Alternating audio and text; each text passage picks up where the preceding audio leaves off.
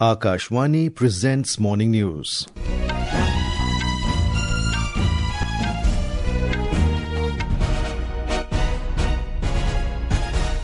Good morning, I am VC Pramod. The headlines.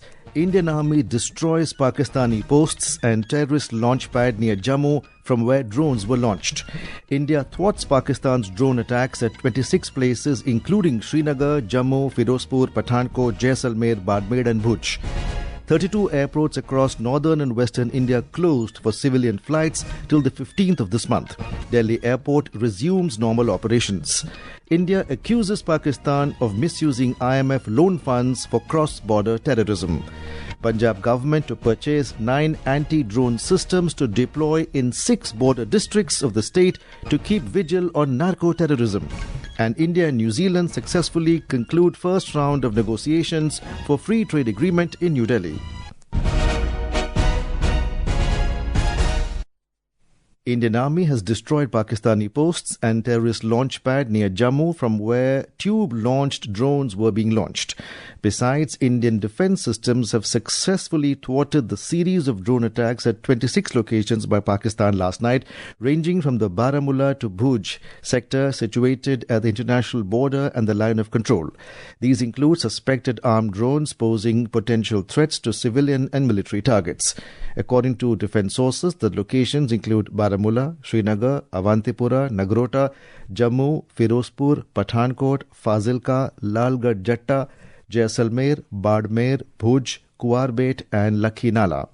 Armed drones attempted to attack border districts in Punjab including Ferozepur, Amritsar and Pathankot, but Indian Defence Forces successfully repulsed and neutralized these attempts. However, in Ferozepur, a house was damaged and 3 family members were injured due to the attack, receiving burn injuries.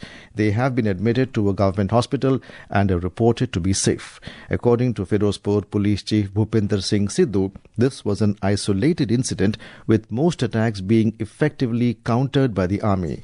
More from our correspondent. The Indian Armed Forces are maintaining a high state of alert and all such aerial threats are being tracked and engaged effectively using counter-drone systems. The situation is under close and constant watch and prompt action is being taken wherever necessary. Citizens living in border areas are advised to remain indoors, limit unnecessary movement and strictly follow safety instructions issued by the local authorities. They have said that there is no need to panic but heightened vigilance and precautions are essential. Meanwhile, the Airports Authority of India has announced the temporary closure of 32 airports across northern and western India for all civil flight operations till the morning of the 15th of this month. The affected airports include major locations such as Amritsar, Chandigarh, Jammu, Srinagar, Bhuj, Jamnagar, Jaisalmer, Pathankot and others. With Anand Kumar, Bhanu Pratap Singh, Akashvani News, Delhi. Meanwhile, Delhi's Indira Gandhi International Airport has resumed normal operations after a period of disruption, but has issued a travel advisory to passengers due to heightened security measures amid ongoing military tensions with Pakistan.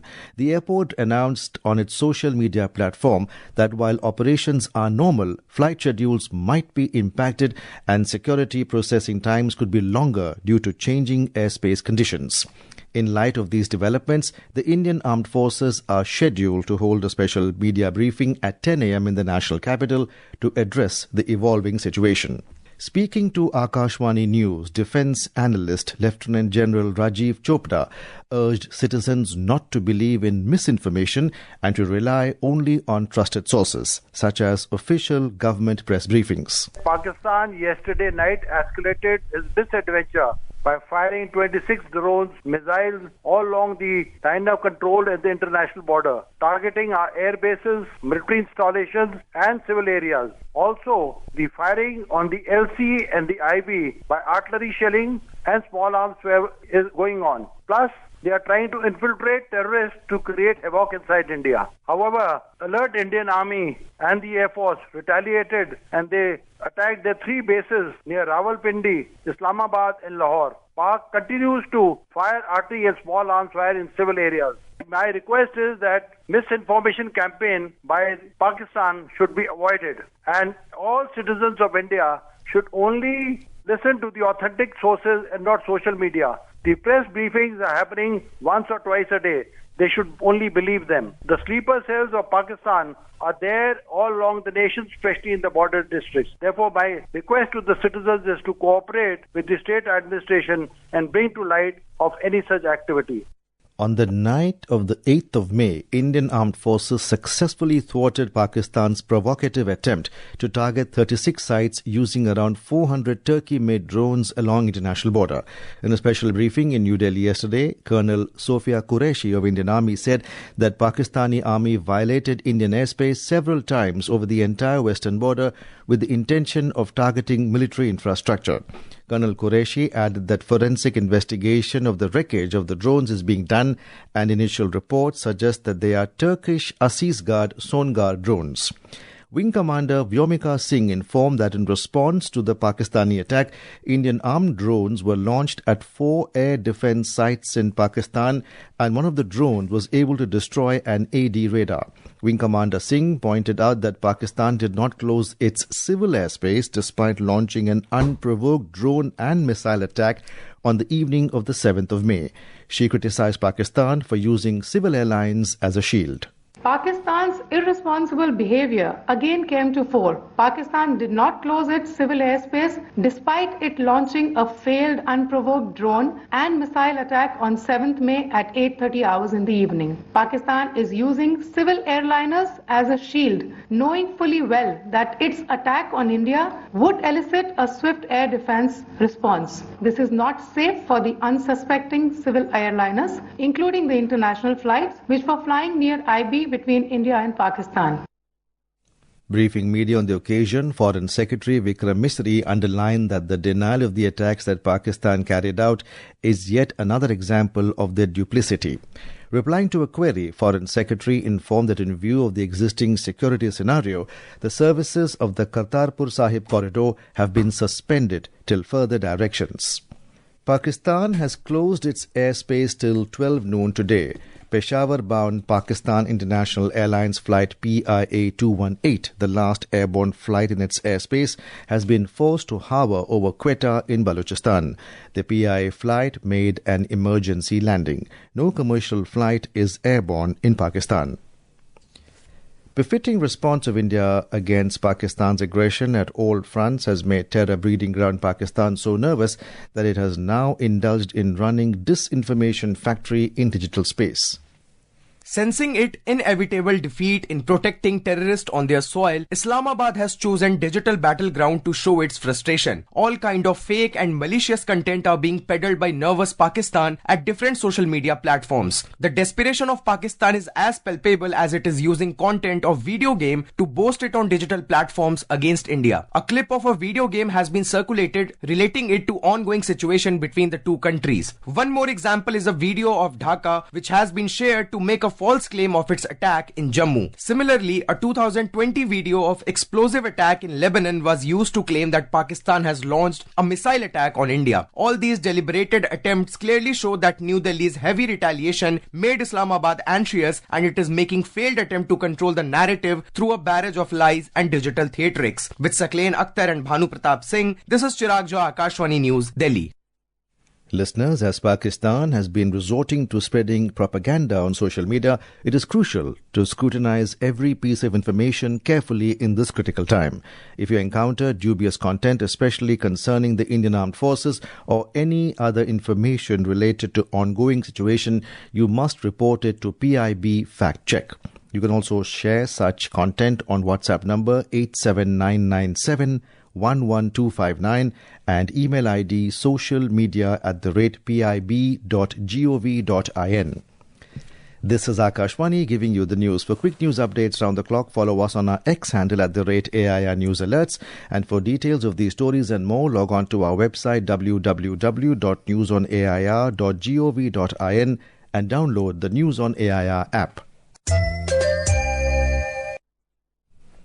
Punjab Cabinet has decided to purchase 9 anti-drone systems which will be deployed in 6 border districts of the state to keep a vigil on narco-terrorism. We have a report. Punjab government had convened a cabinet meeting yesterday to take steps regarding the prevailing situation and decided to purchase 9 anti-drone systems. Chief Minister Bhagwant Singh Mann said that these systems will be deployed in 6 border districts in coordination with the BSF to keep a vigil on anti-national elements. At the same time, steps have also been taken to ensure the highest level of preparedness. State's fire and emergency services have been strengthened. Specialized Ghatak teams of Punjab Police have been deployed in the border districts. Ministers and senior IAS officers have also been deputed in the districts to ensure no administrative inconvenience to the public. Rajesh Bali, Akashvani News, Jalandhar.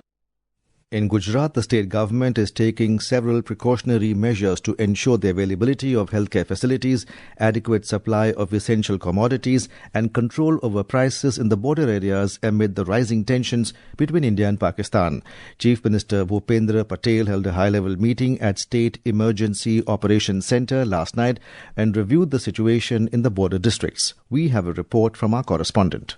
Gujarat being the only Indian state sharing both land and sea borders with Pakistan, the state government has undertaken a series of measures to ensure security in the region. Security has been tightened at all the major ports as well as the Somnath and Dwarkadish temples. To address any kind of medical emergencies, the state government has deployed more than 150 medical officers in the border districts of Banaskantha, Patan and Kutch. Additionally, the state government has cancelled all the leaves of the employees. Meanwhile, several trains heading to Kutch have been cancelled today and 7 airports across the region will remain closed until 15th of this month. Aparna Khund, Akashvani News, Ahmedabad.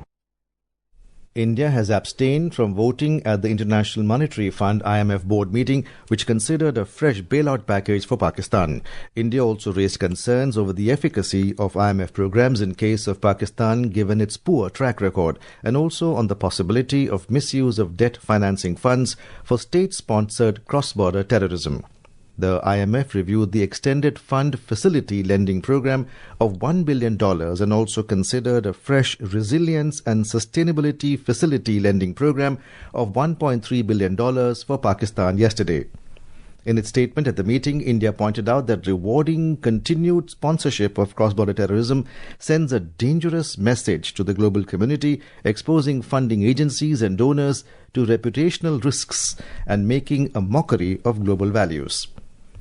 In a major step towards expanding bilateral trade and investment engagement, the first round of negotiations for the India-New Zealand Free Trade Agreement (FTA) concluded successfully in New Delhi yesterday. Commerce and Industry Ministry said the first round followed a series of virtual discussions held between both partners, which laid the groundwork for the in-person meeting. The ministry said constructive negotiations were held across all areas of FTA, including trade in goods and services, trade facilitation and mutually beneficial sectors of economic cooperation. And now, for a look at today's newspapers, it's over to Shagun Chopra. Thank you, Pramod. India repels Pak attacks for second night in a row, headlines the Hindustan Times. Pakistan escalates, India blocks second wave of attacks, hits its air defense radar, headlines the Indian Express. Pak thwarted on Thursday, foiled on Friday, headlines the Times of India. All papers widely report that 2 airports targeted in 24 hours, 36 locations in India targeted by Pakistan and 4 Pakistani locations hit by India, while 1 air defense system destroyed. The papers report that Pak's failed attack on Thursday used 300 to 400 drones, mostly Turkish. Most papers also report of Prime Minister Modi chairing a high-level meeting of top officials to review how Operation Sindoor, India's direct military response to the Pahalgam terror attack, was unfolding. PM Modi takes stock of Operation Sindoor as Rajnath Singh and Amit Shah reviewed the situation, headlines a Statesman. And finally, the Tribune says reach the airport 3 hours before, even for domestic travel, as security checks are heightened. And with that, it's back to you, Pramod. Thank you, Shagun. And now, before we end the bulletin, the headlines once again. Indian Army destroys Pakistani posts and terrorist launch pad near Jammu from where drones were launched. India thwarts Pakistan's drone attacks at 26 places, including Srinagar, Jammu, Ferozepur, Pathankot, Jaisalmer, Barmer and Bhuj. 32 airports across northern and western India closed for civilian flights till the 15th of this month. Delhi airport resumes normal operations. India accuses Pakistan of misusing IMF loan funds for cross-border terrorism. Punjab government to purchase 9 anti-drone systems to deploy in 6 border districts of the state to keep vigil on narco-terrorism. And India and New Zealand successfully conclude first round of negotiations for free trade agreement in New Delhi. And with that, we end the morning news. Have a nice day.